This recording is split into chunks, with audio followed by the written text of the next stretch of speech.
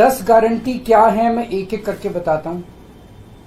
सबसे पहली गारंटी है, देश के अंदर 24 घंटे बिजली का इंतजाम करेंगे। कैसे करेंगे? हमारे देश में 3 लाख मेगावाट बिजली प्रोड्यूस करने की क्षमता है, कैपेसिटी है। देश की पीक डिमांड, गर्मियों के अंदर पीक डिमांड देश की सबसे ज्यादा डिमांड होती है 2 लाख मेगावाट। तो आज हमारा देश जितनी बिजली पैदा कर रहा है, पैदा कर सकता है, जितनी डिमांड है उससे कहीं ज्यादा बिजली पैदा करने की हमारी क्षमता है। लेकिन मेरे घर के अंदर फिर भी पावर कट लग रहे हैं। क्यों?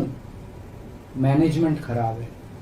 दिल्ली में भी यही हाल था, पंजाब में भी यही हाल था। बिजली तो थी लेकिन मैनेजमेंट खराब था। हमने मैनेजमेंट ठीक करके दिल्ली में भी 24 घंटे बिजली का इंतजाम किया, पंजाब में भी किया, देश में भी करके दिखा सकते हैं क्योंकि हमें एक्सपीरियंस है। देश के गरीब लोगों को बिजली मुफ्त दी जाएगी। दिल्ली में करके दिखाई, पंजाब में करके दिखाई, पूरे देश के अंदर फ्री कर सकते हैं। 1.25 लाख करोड़ रुपए का खर्चा आएगा। एक एक कैलकुलेशन करके लाया हूं मैं हवा में गारंटी नहीं देता। केजरीवाल की गारंटी एक ब्रांड है मार्केट के अंदर। अगर हम कुछ बोलते हैं तो वो पूरी करते हैं। तो 1.25 लाख करोड़ रुपए का खर्चा आएगा। 1.25 लाख करोड़ रुपए हम इंतजाम करेंगे। 1.25 लाख, उसके अंदर पूरे देश के गरीबों को 200 यूनिट बिजली मुफ्त मिल सकती है। आज भी हमारे देश के गरीब लोगों को ये बिजली की पहली गारंटी थी। दूसरी गारंटी है शिक्षा की।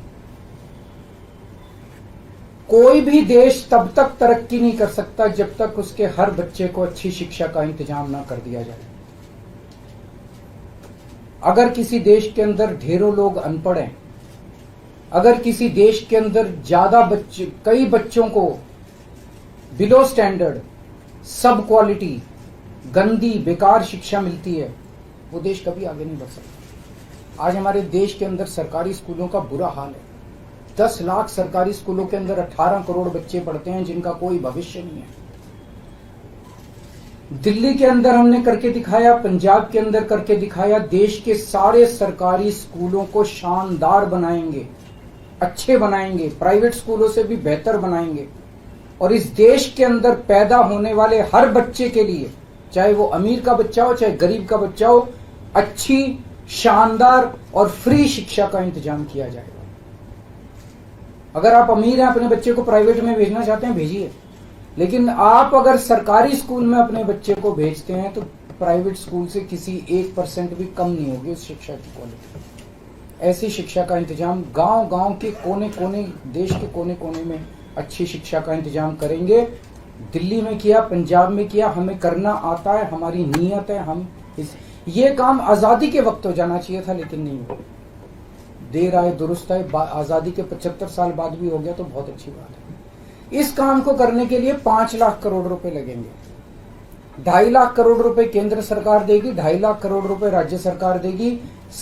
हर साल 5 साल में हर साल 50,000 करोड़ रुपए का खर्चा आएगा केंद्र सरकार को।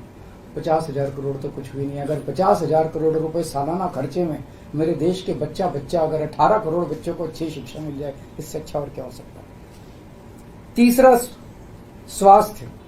अगर मेरे देश की जनता स्वस्थ होगी, बीमारी नहीं होगी, तो देश तरक्की करेगा। पढ़ी लिखी जनता होगी, स्वस्थ जनता होगी, तो ये 140 करोड़ लोग ही तो इस देश को आगे ले जाएंगे। कोई एक प्रधानमंत्री थोड़ी देश को आगे ले जाता है, जनता आगे ले जाती है।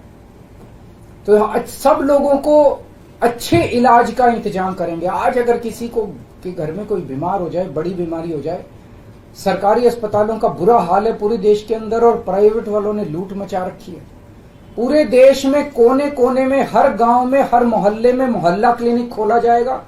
शानदार डिस्ट्रिक्ट हॉस्पिटल जितने हैं उनको मल्टी स्पेशलिटी बना के उनको शानदार प्राइवेट हॉस्पिटल्स की तर्ज पे बनाया जाएगा। और इस देश में पैदा होने वाले हर व्यक्ति का पूरा इलाज मुफ्त होगा, इंश्योरेंस के आधार पे नहीं होगा। ये बहुत बड़ा स्कैम है। जितनी सरकारी, राज्य सरकारें, केंद्र सरकार इंश्योरेंस आधारित जो स्कीम बनाती हैं, ये सब बहुत स्कैम है इंश्योरेंस कंपनीज के साथ। हम इंफ्रास्ट्रक्चर क्रिएट करेंगे, कोने कोने के अंदर, गांव गांव के अंदर इंफ्रास्ट्रक्चर क्रिएट करेंगे, हेल्थ इंफ्रास्ट्रक्चर क्रिएट करेंगे, अस्पताल बनाएंगे, मोहल्ला क्लिनिक बनाएंगे, ताकि लोग वहां जाके अपना इलाज करा सकें। और सबका इलाज मुफ्त होगा, चाहे अमीर हो चाहे गरीब हो। इसके लिए भी 5 लाख करोड़ रुपए का खर्चा आएगा।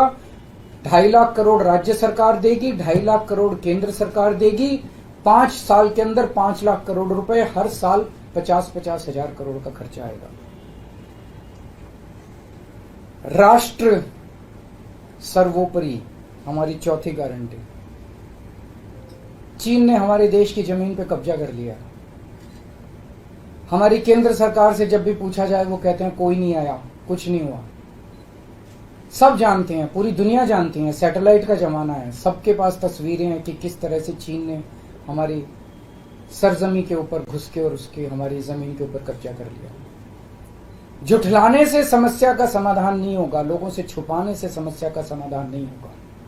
हमारे देश की सेना के अंदर बहुत ताकत है। हमारे देश की सेना को एक बार इजाजत तो दीजिए, उसको स्वतंत्रता तो दीजिए काम करने की। वो देखिए आपको जीत के लाती है।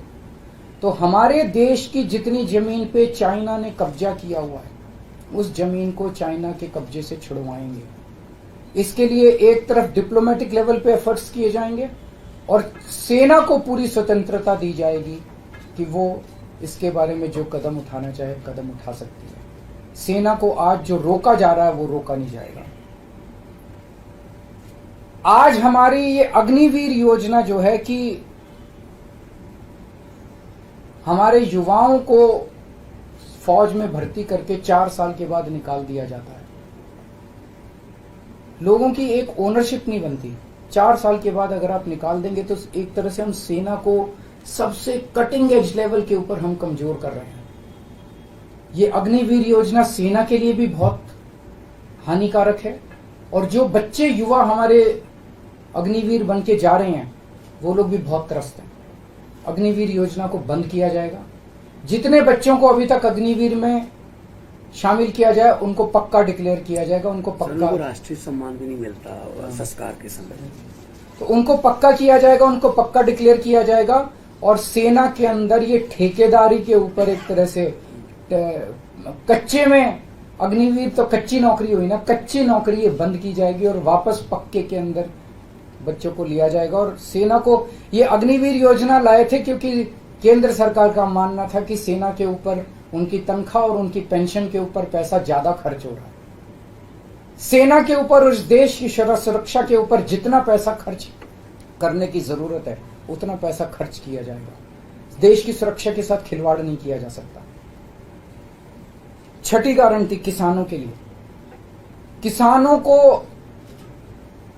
आप इज्जत की जिंदगी दे सकते हैं अगर आप उनको उनकी फसलों के पूरे दाम दे दें। किसान कोई भीख नहीं मांग रहा, किसान अपना हक मांग रहा है।